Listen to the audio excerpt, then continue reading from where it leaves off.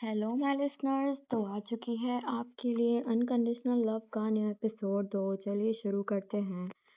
श्रेया और समीर सिंघानिया हाउस पहुंच गए। श्रेया ने विरांश को गले लगाया, लेकिन विरांश का चेहरा बेरुखी से भरा था। भैया, क्या तुम सच में खुश हो? श्रेया ने धीरे से पूछा। विरांश ने नजर चुराते हुए कहा, हाँ, क्यों नहीं।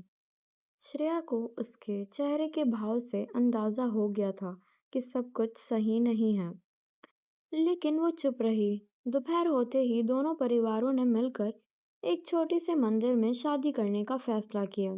रणवीर सिंघानिया ने पुजारी से बात कर ली थी। शादी का समय कल सुबह 11 बजे तय किया गया।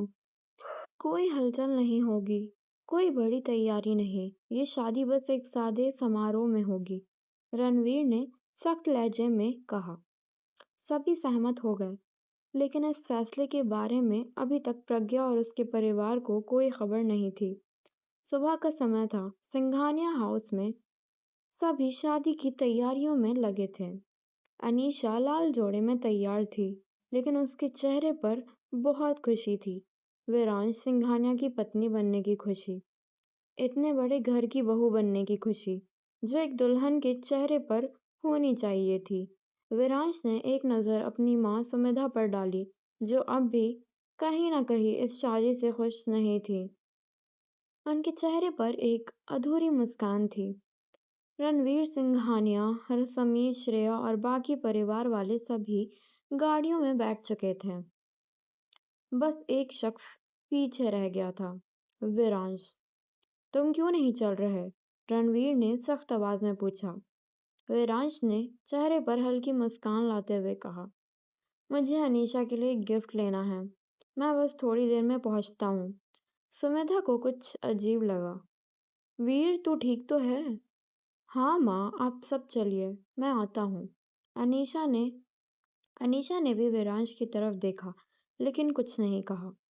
सारे परिवार वाले मंदिर पहुंच चुके थे। शादी का समय करीब आ रहा था।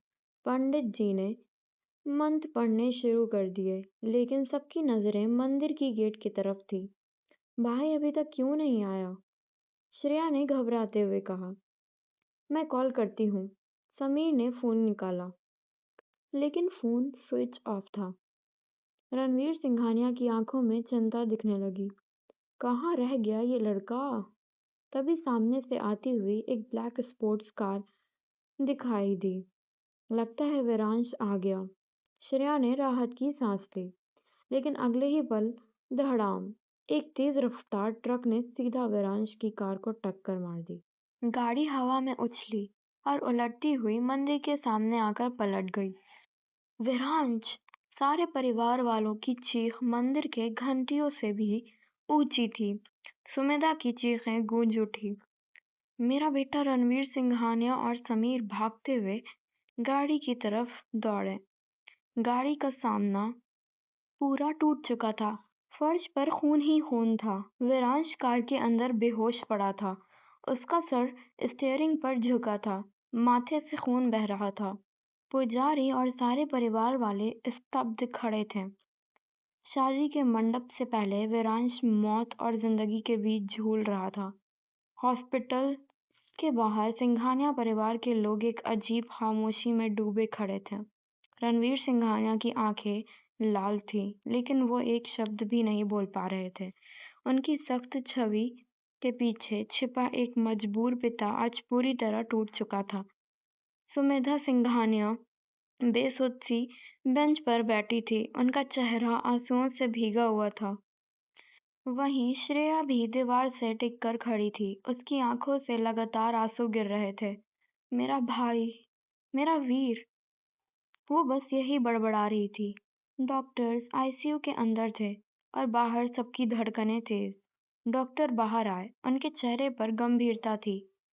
कैसा है मेरा बेटा? डॉक्टर सुमेधा दौड़ती हुई उनके पास आई। डॉक्टर ने एक लंबी सांस ली और कहा, विरांश की जान बच गई है। लेकिन सबकी आंखों में एक उम्मीद की किरण जगी। लेकिन डॉक्टर की झुकी नजरें कुछ और ही इशारा कर रही थी। लेकिन क्या डॉक्टर? रणवीर की भारी आवाज गूंजी। डॉक्टर ने गहरी नजरों से परिवार की तरफ देखा और बोले, पूरा शरीर पैरालाइज हो चुका है। विरांश अब देख और सुन सकता है, लेकिन उसकी बॉडी में कोई मूवमेंट नहीं होगी और शॉक की वजह से उसने अपनी आवाज भी खो दी है। पूरा परिवार एक पल के लिए जैसे सुन ही नहीं पाया। नहीं, ये नहीं हो सकता। सुमेधा जमीन पर बैठ गई। श्रेया का चेहरा सफेद पड़ गया। रणवीर सिंघानिया की आंखों में पहली बार आंसू आ गए। मतलब मेरा बेटा अब कभी। उनकी आवाज भारी हो गई। डॉक्टर ने सर झुका दिया। सर, हम पूरी कोशिश कर रहे हैं, लेकिन उसके ठीक होने की संभावना बहुत कम है। नहीं, ये नहीं हो सकता। श्रेया ने हिम्मत करके कहा, मेरा भाई बहुत स्ट्रांग है, वो ठीक होगा। डॉक्टर ने कोई जवाब नहीं दिया, बस चले गए। विरांश अब भी आईसीयू में पड़ा था। आंखें खुली हुई थी, लेकिन वो कुछ कर नहीं सकता था। आईसीयू के दरवाजे के बाहर परिवार के लोग खड़े थे। चारों तरफ तनाव था, लेकिन सबसे ज्यादा बेचैनी विरांश के मम्मी पापा के चेहरे पर थी।